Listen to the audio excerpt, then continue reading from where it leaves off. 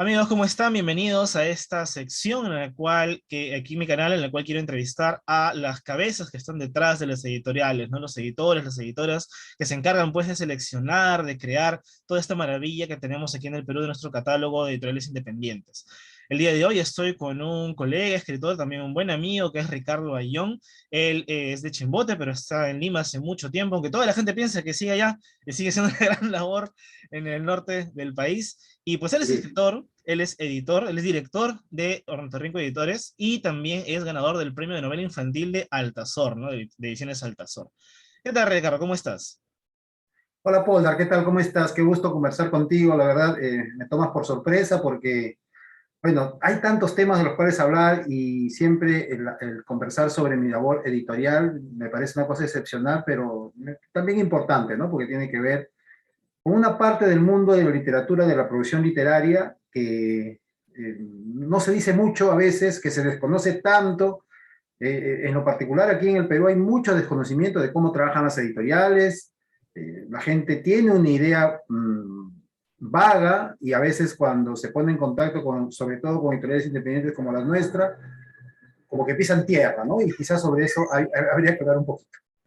Sí, definitivamente.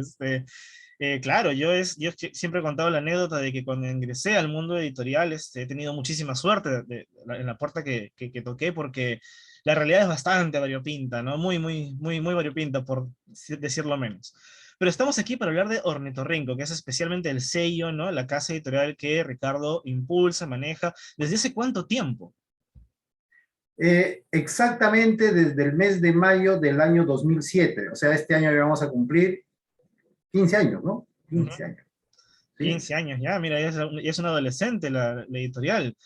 Y Y la cuéntanos, verdad, la verdad que sí, bueno, y cuéntame, ¿qué te impulsó para crear este sello y bueno, ¿cómo nació todo esto? a ver, rápidamente. Yo hacia el año 2003 postulo a una, a un puesto, bueno, no sé si, sí, yo creo que ya lo puedo decir ahora, creo que esta es la verdad, de escritor por encargo, o de negro literario, o de escritor fantasma, Ah, ya, en una editorial de la que no puedo decir su nombre, pero una editorial importante de Lima, porque ellos tenían un rubro que era principalmente libros de derecho y querían abrir una nueva ventana para esta editorial que sea libros de autoayuda y de este tipo de literatura.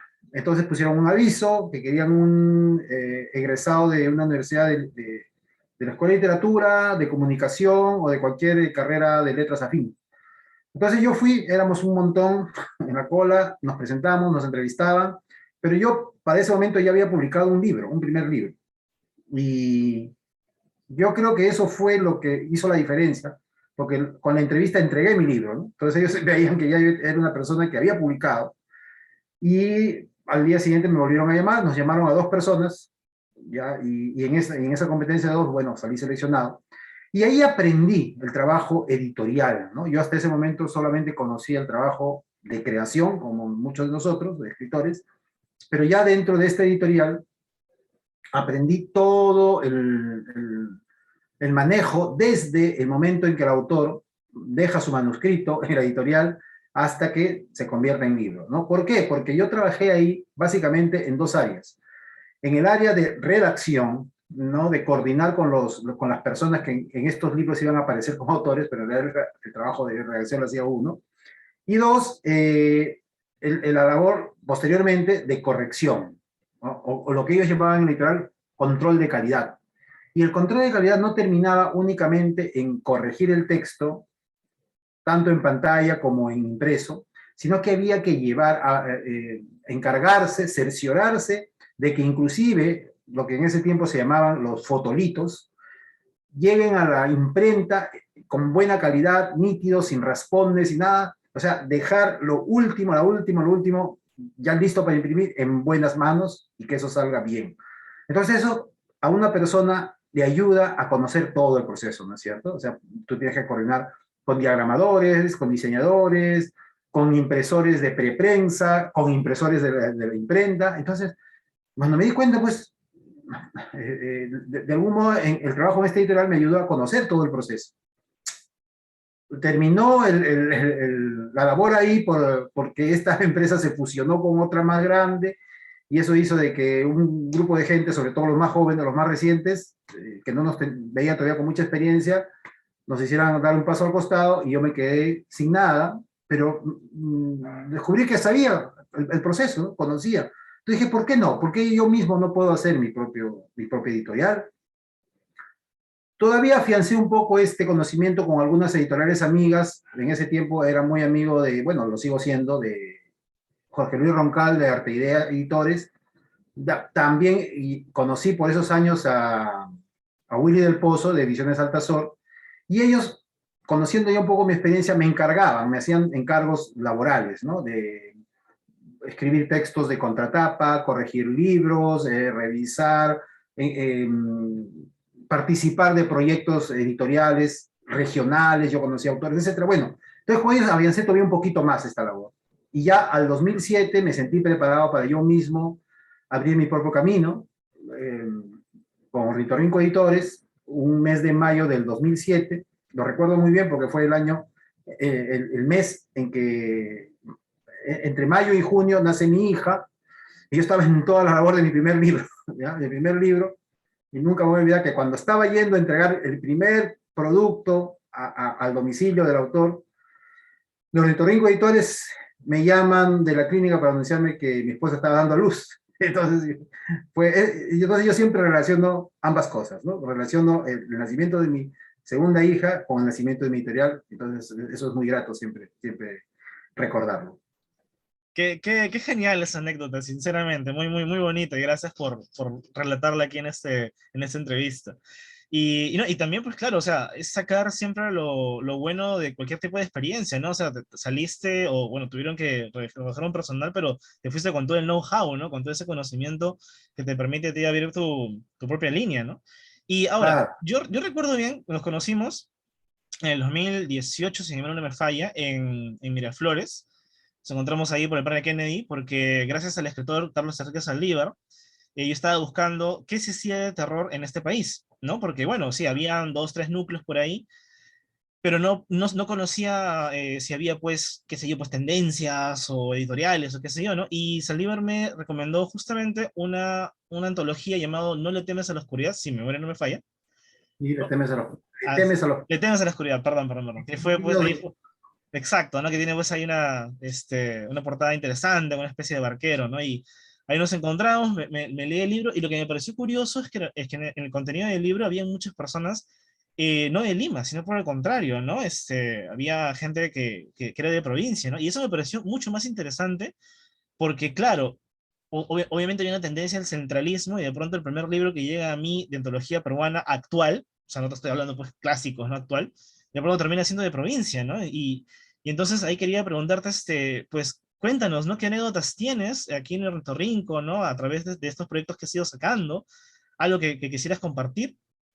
Sí, mira, uno de los objetivos principales de la editorial, porque yo hasta ese tiempo había hecho algunos viajes por el Perú como escritor, como autor, siempre invitaciones en estas ferias, encuentros de escritores, universidades, colegios, etcétera. Y de lo que me percaté rápidamente fue de dos cosas. Uno, que en provincias, en nuestras regiones, en el interior, había cientos de creadores, de escritores nuestros, con ganas de encontrar una buena oportunidad de editar un buen libro, ¿no? Un libro bien hecho, uno. Y dos, de que esas producciones, de que esos productos lleguen a Lima. O sea, no se queden en provincias, no se queden en su ámbito inmediato, sino que lleguen a Lima, lleguen a las librerías, a los estantes, a las ferias que se hacían acá. Y eso ocurría muy poco en ese momento, ¿no? O sea, todavía no había, ya existía Internet, pero todavía no había esa relación muy directa entre escritores de provincias y escritores de Lima o editoriales de Lima. Entonces, lo que yo hice fue un poco ese trabajo, esa labor de en cada viaje o a través ya de las redes, que en ese momento empezaban a crecer, ofrecer mis servicios desde Lima para editarle sus libros y traerlos aquí y darles la oportunidad de ponerlos en algunas librerías de Lima, y en la medida de lo posible presentarlos también aquí, ¿no? En ferias de libros principalmente, o dependiendo de la oportunidad que se podía conseguir también en centros culturales, ya en aquel momento también ya empezaba a funcionar la Casa de Literatura Peruana, etcétera. Entonces yo les daba esa oportunidad de poder llegar a esos lugares, a esos ambientes, a esos espacios, y yo creo que eso fue lo que animó en principio a muchos escritores de provincias a publicar con Ornitorrinco Editores, ¿no? Es verdad que había otras editoriales que hacían lo mismo, como el mismo Arteidea, Lluvia Editores, etcétera, pero quizás sea un tanto la juventud, un tanto la amistad un poco más horizontal, inmediata, con algunos de estos escritores, lo que hizo que la experiencia creciera rápidamente, ¿no? Y principalmente con escritores de 3 regiones donde yo tenía mayor familiaridad, con Ancash, La Libertad y Cajamarca, ¿no? Conocía escritores principalmente de esos 3 lugares, esas 3 regiones, y fue un poco por ahí que encontré un campo, un terreno. Además, también de escritores del norte chico de Lima, ¿no? Guaral, Barranca, Huacho, etcétera, ¿no? Entonces, y también, obviamente, escritores de aquí, de Lima, ¿no? Que estaban empezando, sobre todo. Y ahorita que digo empezando, quiero también sumar una experiencia más a lo que he dicho, que es también darle la oportunidad a escritores que estaban empezando justamente en su carrera literaria. Y escritores buenos, ¿no? Por ejemplo, yo nunca me voy a dejar de felicitar de haberme encargado de ayudarlo a que comience su experiencia editorial, a este escritor guarasigno tan bueno, y que yo siento que sigue teniendo, o necesita todavía una mayor oportunidad aquí en Lima, en los escaparates de Lima, que es Edgar Norabuena Figueroa de Huaraz, ¿no? Yo le publiqué sus 2 primeros libros. Excelente. Y eso fue para mí una grata experiencia. Y así como él, hubo otros escritores a quienes yo me permití ayudarlos desde Ornitorrinco Editores a que sean relativamente conocidos, no solamente en su estancia, sino en otros lugares del país, ¿no? Porque en esto de llevar libros en ferias, hay una suerte pues, de intercambio de productos, ¿no? De libros. No, sí, sí, ahora que lo mencionas, un fuerte saludo a Edgar, definitivamente es un muy buen escritor, ¿no? Yo he podido leer muy poco de él en realidad, pero me ha fascinado, me gusta mucho su estilo. Desde el punto de vista editorial, ¿cómo ves si es saludable? ¿Cómo ves el mercado peruano o limeño? No lo sé. Qué difícil pregunta, porque, mira, desde la experiencia de Ornitorrinco Editores, al menos yo he tenido altibajos, ¿no? He tenido altibajos de diferentes aspectos. Una cosa que ha sido importante para mi editorial es el hecho de trabajar desde Lima, ¿no? Todavía existe en la mente del peruano, y de eso no escapan los escritores, de que si voy a publicar en Lima o con un sello de Lima, voy a tener mejores oportunidades, ¿no? Ese centralismo todavía se respira, todavía se vive, se siente. Y por eso yo sentía que tenía un poco de mayor oportunidad para poder conseguir escritores que quieran confiar en la editorial, ¿no? Porque ellos tenían presente de que los iba a publicar un sello de Lima, y entonces por eso casi llegaban por sí solos los escritores. Y eso hacía que el catálogo creciera más, que tuviera también mayor difusión o diversidad de productos, de géneros que yo publicaba, ¿no? No solamente poesía y narrativa, sino también he publicado diversos géneros, dramaturgia, ensayo, crítica, historia, etc. Y por otro lado, está el hecho de que fue muy importante el que existe el famoso plan lector, ¿no? Tú, Polda, como muchos otros escritores y editoriales, saben muy bien que el plan lector eh, fue porque luego quisiera hablar un poquito de esto, una oportunidad grande para abrirnos, ¿no? Para crecer tanto como creadores como editoriales, ¿no? Es más, muchas editoriales en el Perú, si no existiera el plan lector, no existirían las editoriales, ¿no? Porque eso fue la puerta que se abrió para que todas sabían que podían tener una oportunidad comercial grande, masiva, donde poder poner sus libros, donde poder colocar sus libros. Y algunas editoriales, inclusive, a propósito del plan lector, fueron que aparecieron, ¿no? Sin plan lector no estuvieran, no existirían. Entonces, y otras se manejaban entre las dos cosas, ¿no? Entre poder conseguir escritores que puedan cubrir los costos del financiamiento de sus libros, pero también invertir en algunos libros, en algunos autores, que podían servir para ingresarlos en el plan lector. Yo soy de esta segunda forma, o sea, tener ambas cosas, ¿no? Escritores que pueden financiar sus libros, pero también en ciertos momentos invertían en el plan lector. Y íbamos más o menos, siempre mis oportunidades comerciales han estado principalmente en provincias, casi en Lima no, recién los últimos años en Lima, y esto también tiene una explicación, pero un poco que todo esto se ha desestabilizado, tú lo sabes muy bien, con la bendita pandemia, ¿no es cierto? A partir del año 2020, todo esto naufragó, muchas editoriales han desaparecido. No sé si tú sabes que inclusive editoriales extranjeras se han ido del Perú, o sea, están yendo del Perú, ¿no es cierto? Y entonces, yo creo que todo el panorama está cambiando. El Ministerio de Cultura hizo poco por apoyar o por conseguir que las editoriales encontremos mayores oportunidades en esto. Es verdad que existió lo de los estímulos económicos, pero eso fue quizás demasiado apuntando a cosas muy, muy puntuales, pero no fue un proyecto más abierto, más grande, ¿no? En donde todos podemos tener unas mejores oportunidades de hacerlo. Las ferias que organizaba el Ministerio de Cultura, creo que ha habido una más nada más, y todavía yo creo que falta hacerse mejor. La Cámara Peruana del Libro sí ha tratado de hacerlo mucho mejor, pero todavía yo siento que hay mucha desorganización, hay mucha ambición, muchas ganas pero yo creo que tienen que ordenarse mejor, tienen que planificar mejor sus ferias. Entonces, la pandemia ha producido un caos, ha producido un desorden, ha producido nuevamente que la gente sienta estas ganas de querer nuevamente ordenarse, de nuevamente volver a hacer las cosas como antes, pero obviamente tienen que ser mejor. Entonces, yo creo que estamos en ese momento. Yo creo que este año 2022, cuando ya los chicos vuelvan a clases, y ojalá que el plan lector vuelva a surgir poquito a poco, y la idea o el manejo o los proyectos de ferias, con la experiencia del año pasado que ha sido un tanto caótica, este año se ordene algo, se organicen mejor.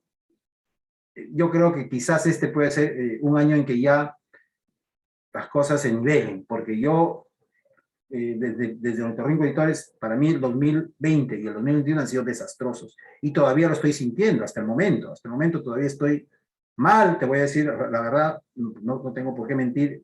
Desde el sello hemos perdido muchas oportunidades, han caído mucho nuestras ventas, han caído mucho el interés del escritor, del creador, por buscar a nuestra editorial, y nosotros también la búsqueda de autores también casi no hemos conseguido, porque el autor, el escritor, el creador, en el afán de sobrevivencia también, es verdad que ha escrito, es verdad que el encierro les ha ayudado a escribir, a imaginar, a desarrollar su creatividad, pero la sobrevivencia también está ahí, ¿no? Sabemos que de literatura no se vive y hay que buscar las oportunidades. Entonces muchos han tenido que dedicarse a otras cosas, que tenían trabajo, sí, bien por ellos, pero otros no.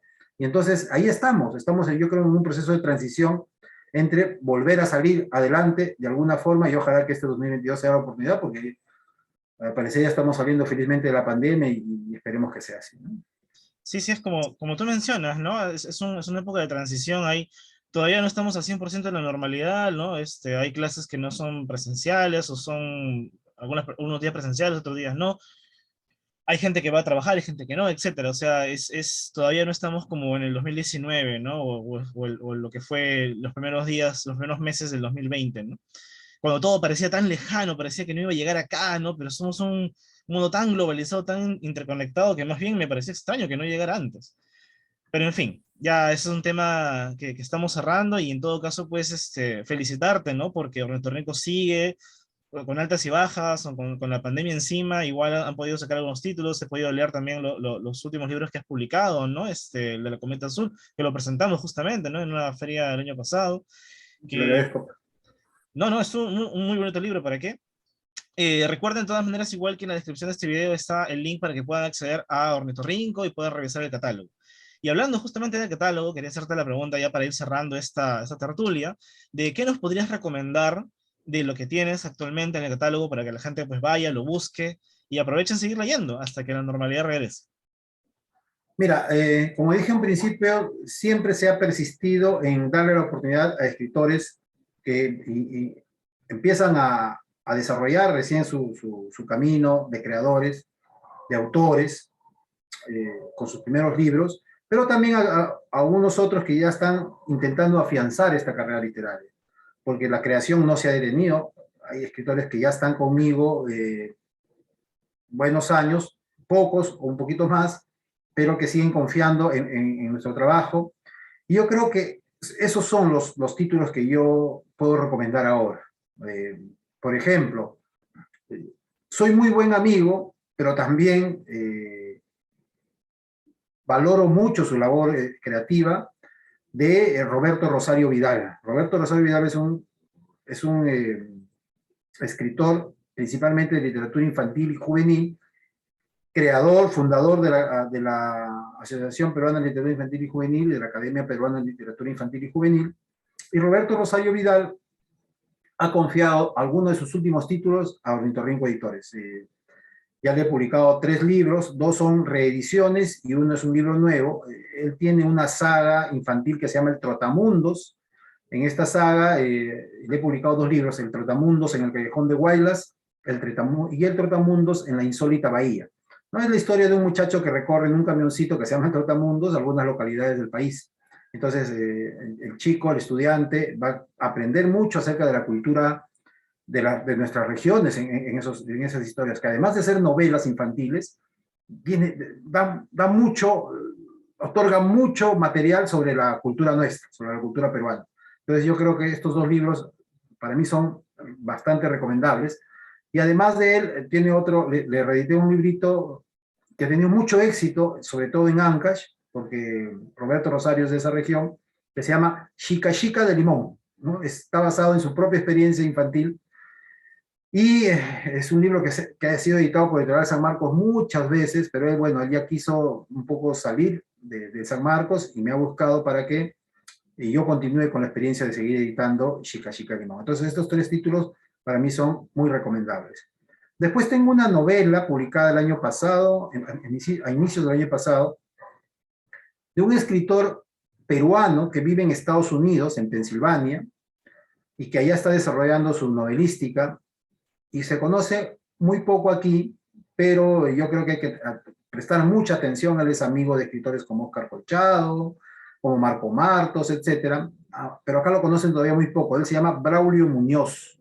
Braulio Muñoz tuvo una experiencia juvenil de trabajo codo a codo con Alejandro Toledo, ¿no? Ellos eran líderes juveniles en su momento, antes de meterse en otras cosas. Entonces él tiene una experiencia muy rica política en su juventud. Entonces sus libros van un poco por ahí. Narrar experiencias de los años 60, de los años 70, cuando aquí todavía el joven era muy soñador, políticamente muy soñador, estamos bajo la influencia de la Revolución Cubana, etc. Entonces en el Perú se vivían esos sueños, ¿no? Esos sueños de transformar nuestra sociedad a partir de una posición política, ¿no es cierto? Que ya te imaginas cuál es. Entonces, hay un par de libros de Braulio Muñoz bajo un personaje que se llama Alejandro, ¿ya? Uno se llama Alejandro y los pescadores de Tancay y el otro se llama Los apuntes de Alejandro. Son 2 novelas, son una suerte de una detrás de otra, una mini saga, y yo le he publicado la segunda parte que se llama Los apuntes de Alejandro. Es una novela muy emocional, muy emotiva, que se habla mucho sobre el mar, sobre las luchas sociales, sobre los sueños de los jóvenes, etc. Yo la recomiendo siempre, se llama Los apuntes de Alejandro, así que dentro de mi catálogo también yo creo que es altamente recomendable. Y últimamente he estado publicando mucha poesía, he publicado a mujeres, y eso es muy importante. Por ejemplo, hay una escritora limeña, no, perdón, tacneña, que vive aquí en Lima, Lula Cutimbo. Lula Cutimbo. A ella le publiqué para la feria del libro de Miraflores, un libro que se llama Te quiero un huevo, así. Te quiero un huevo es un libro de poesía, pero lo importante, lo bonito de este libro es que es gastronómico, o sea, es poesía gastronómica. Los poemas están basados en nuestros platos de comida peruana.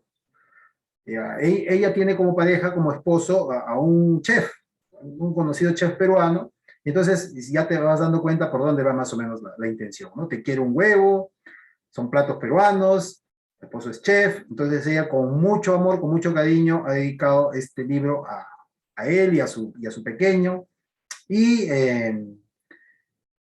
además de disfrutar de la poesía, de la emoción que nos brinda siempre la poesía, vamos a disfrutar también un poco del sabor de nuestra cultura culinaria. Entonces, ese libro también lo recomiendo mucho. Y también otro libro que yo recomiendo mucho, recientemente publicado, es un estudio antropológico de un instrumento musical que se está quedando en el tiempo en el Perú. No sé si tú has visitado la sierra de nuestro país, pero hay un instrumentito que se llama la caja, que son unos tamborcitos que tocan en las fiestas, que tocan en las reuniones pequeñas, le llaman caja, cajeros les llaman a estos señores que tocan estos tamborcitos pequeñitos, y esa es una costumbre que se está perdiendo. Bueno, se están perdiendo tantas costumbres ancestrales en nuestro país, y hay un señor, un escritor, educador, investigador, que se llama Juan Oblitas Carrero, que a quien le he publicado un libro que se llama Gente de Acero y Maguey, porque estos tamborcitos están hechos de maguey, de esta planta de la sierra, y el acero es porque el tamborcito se acompaña de un triángulo. Entonces, por eso se llama Gente de Acero y Maguey. Entonces es un estudio muy bonito, muy interesante, muy intenso, con mucha emoción, y yo lo recomiendo mucho. Y finalmente, bueno, tengo que recomendar los últimos libros, también importantes, escritos recientemente este año, publicados recientemente este año, por ejemplo, Memorias bajo la neblina, de Héctor Moreno Pérez. Hay un libro que tiene un título muy curioso, solamente se titula el libro así, CAP, Q-A-P, CAP, así como la marca Gap, pero en vez de la G, la Q. ¿Ya? Es una historia surrealista muy interesante de una escritora chimbotana que se llama Margot de la Cruz. Yo lo recomiendo, es un librito que espero tenerlo ahora en la Feria de los Olivos, que viene dentro de poco. Y para cerrar, dentro de mis libros recomendados que están en stock, o sea, que están actualmente en catálogo, recomiendo, ahora por el Bicentenario, publiqué un libro que se titula Atahualpa, así de sencillo, ¿no? Es la historia de este último inca nuestro, narrado por Patricia Patiño, una profesora e historiadora, investigadora, pero escrito intencionalmente para la secundaria, para los estudiantes.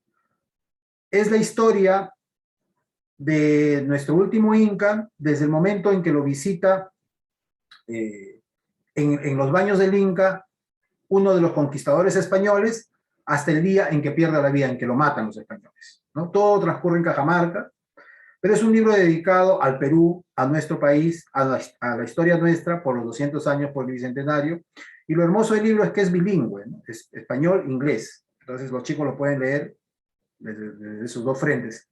Entonces, esos son los libros que yo puedo recomendar ahora, Polda, dentro de mi catálogo. Hay otros más. Ojalá, como dices tú, que vas a poner ahí el enlace de nuestra editorial, y ahí pueden fijarse en nuestro catálogo los últimos títulos que tenemos en circulación. Sinceramente, mira, he apuntado cosas muy interesantes. El de Atahualpa creo que es sumamente importante. Bueno, ustedes saben, los que siguen mi canal, que yo me especializo, o en todo caso me jala mucho más el tema del terror, la ciencia ficción y la fantasía, pero vamos, que a veces hay títulos que salen del género y son necesariamente imprescindibles, ¿no? Como lo que mencionas de la gente de Metal y Maguey, ¿no? Porque claro, o sea, esas costumbres, ¿no? Es saber, por ejemplo, que en la selva hay tantos idiomas originarios y ya se están perdiendo porque las personas parlantes están muriendo, pues, ¿no? Y no hay quien a pasarle, ¿no? Esos dialectos y cada día, pues, se va perdiendo más de nuestro pasado, ¿no? Y ya sabemos que un pueblo que no recuerda su pasado está condenado a repetirlo, ¿no? Así que, Exactamente. así que pues nada, simplemente esta ha sido la entrevista a Ricardo Ayón, un excelente escritor, amigo, editor.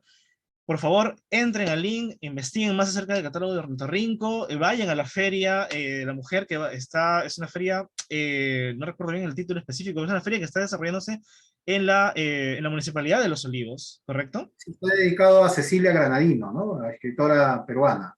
Claro, claro, exactamente, ¿no? O sea, porque tenemos dos ferias paralelas en estos momentos. Se está desarrollando la de Bellavista, bien, que está, bueno, obviamente cerca a San Miguel, digamos, hasta en Fosas con Venezuela, ¿no? Como para la gente que está un poco más hacia, no sé, pues San Miguel, Magdalena, qué sé yo, y también lo que es el Cono Norte, ¿no? La feria que se está haciendo en la municipalidad, justo en la plaza de la Municipalidad de Los Olivos, ¿no? En la cual también pueden acercarse a las personas de estos distritos, ¿no? Entonces hay variedad, afortunadamente en verano, o sea, ahora que estamos aquí encerrados y no podemos ir a la playa, pues vamos por un libro.